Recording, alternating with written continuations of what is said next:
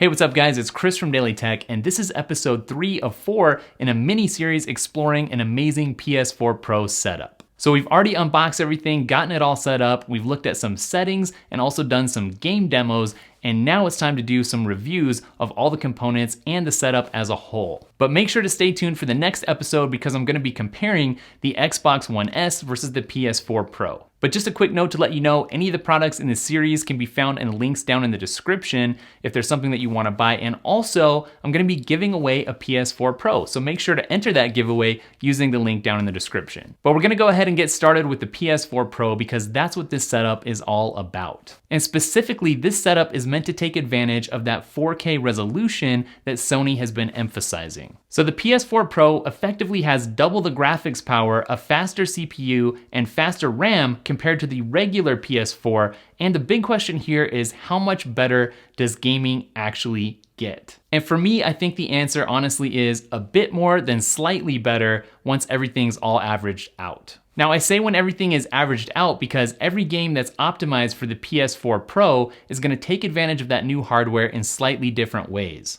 So the 4K gaming on the PS4 Pro can definitely be cool, but I do feel like you kind of have to look for those extra details which aren't necessarily apparent at first glance. So on a title like Rise of the Tomb Raider, which I've already kind of talked about in a previous episode, it offers 3 different gameplay modes and it can be kind of hard to distinguish between the enhanced visuals and the 4K mode.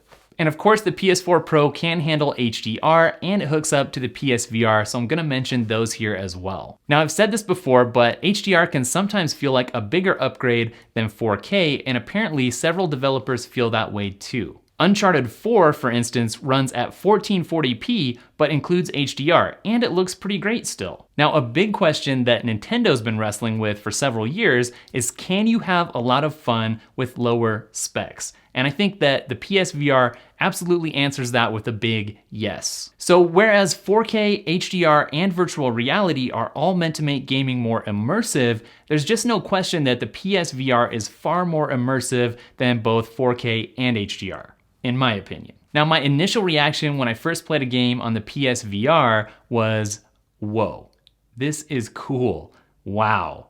But that was followed immediately by, this would be so much better if it was in higher quality. Now, I'm legitimately concerned that several people are gonna just be living inside the PSVR.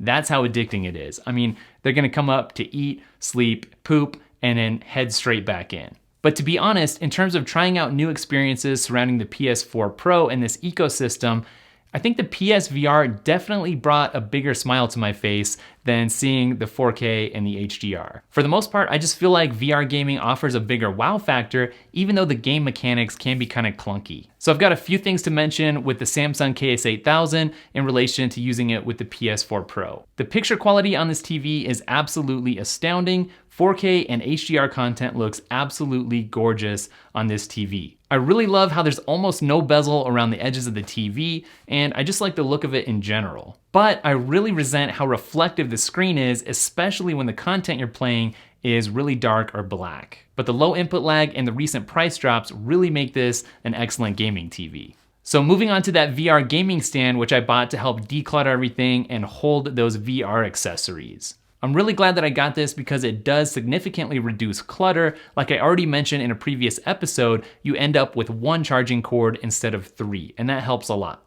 But at the same time, it does feel pretty cheap and it could really use a heavier base because it really wobbles around a lot when you're trying to get that VR headset on and off. And as for that Plantronics headset that was designed specifically to work with the PSVR, I really like the color scheme, but this thing is actually pretty chunky. The good news is that they're really pretty light and comfortable, even though the ear cups didn't really fit my ears the best.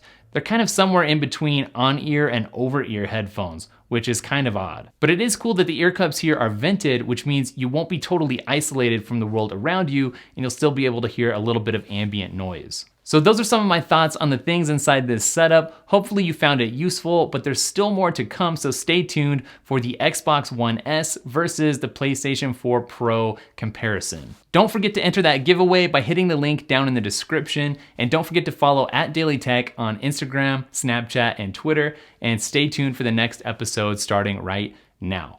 Later.